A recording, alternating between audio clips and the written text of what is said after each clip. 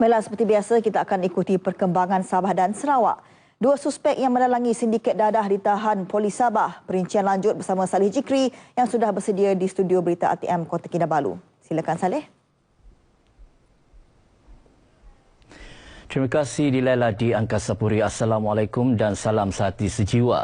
Polis Sabah berjaya menggagalkan rancangan pengedaran dadah di sekitar Bandaraya Kota Kinabalu dengan penangkapan dua lelaki tempatan dipercayai dalang sindiket dadah yang telah beroperasi selama setahun. Suspek ditangkap di sekitar Jalan Gaya dan Pusat Bibelah di sekitar Kota Kinabalu antara 5 hingga 6 petang 29 Ogos lalu. Dalam sidang media di Ibu Pejabat Polis Kontingen IPK Sabah di Kepayan, Ketua Jabatan Siasatan Jenayah Narkotik, Superintenden Muhammad Fazil A. Rahman berkata, pihaknya turut merampas sebuah beg disyaki berisi dadah jenis syabu. Rampasan yang telah dibuat iaitu satu beg kertas berisi 3 kotak yang di dalamnya mengandungi 5 bungkusan besar disyaki dadah jenis metafetamin iaitu syabu, di mana anggaran keseluruhan berat dadah tersebut adalah 5,008 gram iaitu bersamaan dengan 5 kilo. Rampasan dadah tersebut merupakan kes rampasan kedua terbesar tahun ini. Kedua-dua suspek kini masih ditahan untuk siasatan lanjut dan polis percaya ada anggota kumpulan ini masih bebas. Kes disiasat mengikut Seksyen 39B Akta Dadah Berbahaya 1952. Kementerian Pendidikan Tinggi kekal Komite dalam usaha memertabatkan pendidikan tinggi negara agar terus berada di persada yang membanggakan. Timbalan Menteri Pendidikan Tinggi Datuk Mary Yap Keng Cheng berkata pihaknya telah berusaha mengurak langkah awal bagi memastikan visi dan aspirasi dalam pelaksanaan dasar program pendidikan yang dirancang dapat direalisasikan. Menurut Datuk Mary, sistem pendidikan tinggi Malaysia telah berkembang pesat dan kukuh sejak beberapa dekad lalu. Ini terbukti dengan pertambahan kemasukan pelajar ke universiti semakin ketara, selain aspek lain seperti peningkatan hasil kajian, kualiti institusi serta pertumbuhan mendadak bilangan pelajar antarabangsa. Beliau berucap demikian dalam majlis ramah mesra bersama pelajar baru Universiti Malaysia Sabah UMS bagi sesi 2016-2017 di Dewan Chancellor UMS di Kota Kinabalu. Dalam pada itu, Datuk Mary menasihatkan pelajar baru UMS untuk menggunakan peluang belajar di institusi pengajian tinggi untuk menjadi individu berkualiti demi kesinambungan kemajuan dan kesejahteraan negara. Para pelajar juga diminta memberi fokus sepenuhnya kepada tugasan dan tanggungjawab menimba ilmu secara seimbang dari segi rohani, jasmani, emosi dan intelektual bagi menjadi produk terbaik UMS yang dapat menyumbang kepada keluarga, rakyat dan negara. Pelajar baru yang ditemui juga meluahkan berasa bertuah kerana dapat melanjutkan pengajian. Saya bersyukur Alhamdulillah sebab ditawarkan Universiti Malaysia Sabah dalam jurusan komunikasi. Atas nasihat warga, guru-guru dan kawan-kawan, saya ambil cabaran pada diri saya terutamanya. Ini adalah program understanding antara pemerintahan kita, pemerintahan Timor Leste sama UMS. Jadi mereka mengirimkan ini scholar ke UMS untuk melanjutkan studi di oil and gas operation. Ya, jadi setelah saya datang ke sini dan saya lihat UMS memang sangat baguslah. Untuk sesi kali ini, seramai 4,579 pelajar baru mengikuti pengajian di UMS, termasuk 168 pelajar antarabangsa.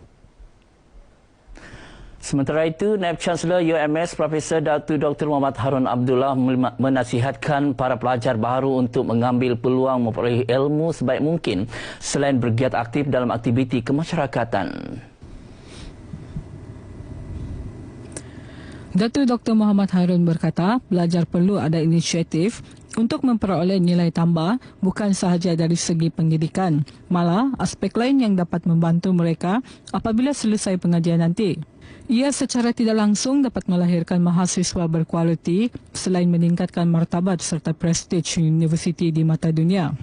Beliau berucap dalam majlis lafaz ikrar 4,579 pelajar baharu Universiti Malaysia Sabah sesi 2016-2017 di Kota Kinabalu. Majlis turut dihadiri Ketua Menteri Datuk Seri Panglima Musa Haji Aman merangkap Pro Chancellor Universiti Malaysia Sabah. Menurut Datuk Dr. Muhammad Harun, lafaz ikrar oleh mahasiswa baharu adalah sebagai panduan dan hala tuju yang jelas agar mereka tidak tersasar daripada matlamat asal sebagai pelajar universiti. Seramai 5,543 calon sekolah jenis kebangsaan Cina di Sabah menduduki ujian pencapaian sekolah rendah UPSR 2016 bagi subjek bahasa Cina Kertas 1 dan Kertas 2 di 86 pusat peperiksaan semalam. Pengarah Pendidikan Negeri Hajah Maimunah Haji Suhaibul memberitahu daripada jumlah itu seorang pelajar terpaksa mengambil peperiksaan di hospital berikutan masalah kesihatan. Sebab itu, ibu bapa dinasihatkan untuk memaklumkan lebih awal kepada pihak sekolah sekiranya anak mereka tidak sihat agar mendapat pengecualian untuk mengambil peperiksaan di hospital mereka mendapatkan rawatan. Beliau menyatakan demikian kepada RTM ketika dihubungi di pejabatnya di Kota Kinabalu.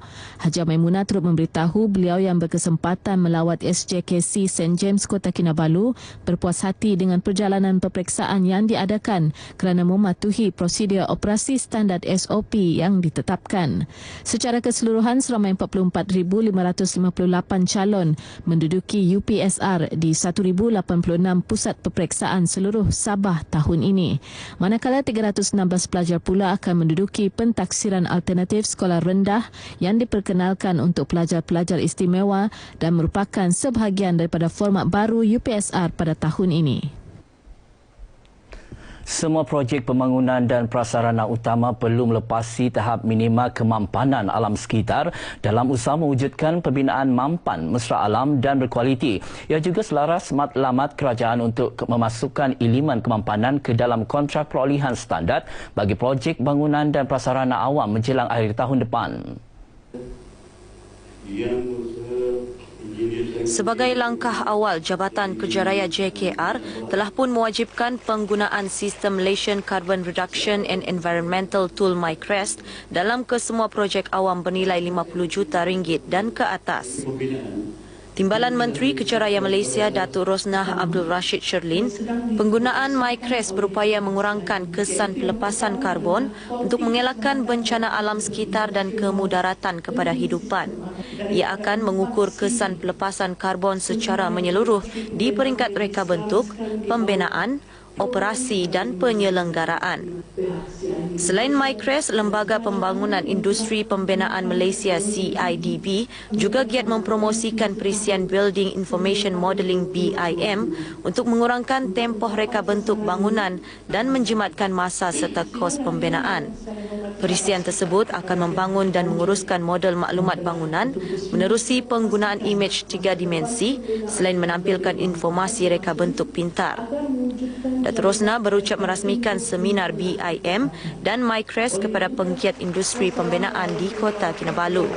Seramai 320 pakar industri, kementerian, agensi kerajaan, korporat dan swasta menyertai seminar ini. Kerajaan sentiasa bersikap terbuka dan menyambut baik apa juga cadangan tenaga dan kepakaran yang disumbangkan oleh badan bukan kerajaan NGO di negeri ini demi manfaat rakyat. Ketua Menteri Datuk Seri Panglima Musa Haji Aman yakin kerjasama antara NGO dan agensi kerajaan dapat membantu usaha pembangunan dan kemajuan negeri. Beliau berucap demikian ketika merasmikan Majlis Pelancaran Pertubuhan Angkatan Gabungan Rakyat Sabah Agaras di Penampang. Teks ucapannya dibacakan oleh Pembantu Menteri Kementerian Belia dan Sukan, Datuk Masyung Bana. Datuk Musa percaya Agaras yang ditubuhkan 2 tahun lepas mampu bergerak seiring dengan NGO lain di negeri ini dalam memperjuangkan hak-hak rakyat Sabah mengikut lunas undang-undang negara. Beliau juga berharap pertubuhan tersebut dapat membantu kerajaan menyelesaikan permasalahan yang dihadapi masyarakat khususnya di kawasan pendalaman selain menyumbang kepada usaha meningkatkan ekonomi rakyat. Pasukan Bola Tampar Sarawak muncul sebagai juara kejohanan Bola Tampar Senior Kebangsaan 2016 yang berlangsung di Kompleks Sukan Sandakan. Pasukan berkenaan yang juga juara-juara bertahan menewaskan pasukan Polis Diraja Malaysia BDRM dengan kutipan mata 3-0. Tempat ketiga pula dimenangi oleh pasukan tuan rumah Sabah. Menteri Belia dan Sukan Datuk Taufik Abu Bakar Titingan berkata kejohanan ini menjadi pemangkin kepada pembudayaan sukan dalam kalangan masyarakat. Ia sekaligus mempromosi gaya hidup sihat bagi wujudkan warga yang cergas dan cerdas sepanjang masa. Beliau berucap merasmikan penutupan kejohanan bola tampar senior kebangsaan 2016 di Sandakan. Teks ucapannya dibacakan pembantunya Datuk Masyung Bana. Datuk Taufik berharap pasukan yang terlibat dalam kejohanan ini akan memperkemas permainan mereka dan mengikuti jejak pasukan bola tampar hebat di rantau ini seperti Thailand, Vietnam dan Indonesia bagi melahirkan lebih ramai pemain bertaraf dunia. Tambahnya, negara-negara berkenaan mempamerkan gaya permainan yang hebat kerana pembangunan yang giat dijalankan di peringkat akar umbi. Tahun depan kejohanan tersebut akan diadakan di Selangor.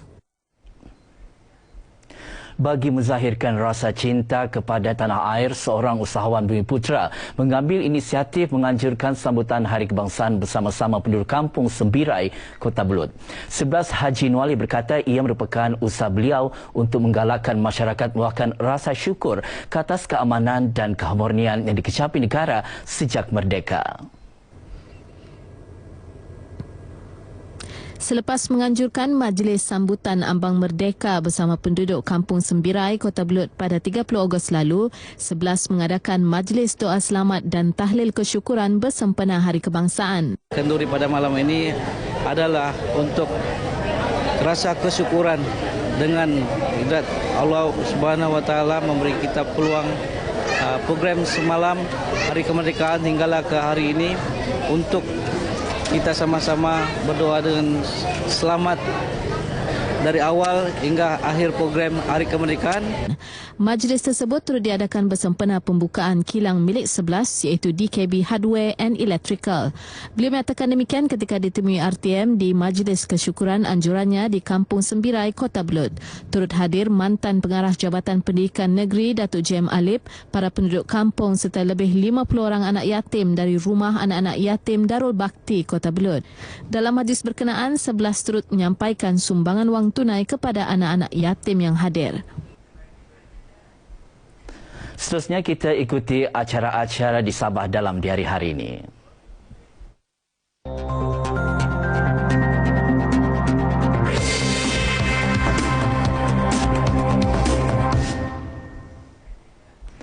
Pada pukul 8 pagi ini berlangsungnya Karnival Semarak Merdeka Komuniti 1 Malaysia peringkat negeri anjuran Jabatan Penerangan Negeri Sabah di Esplanade Sipitang.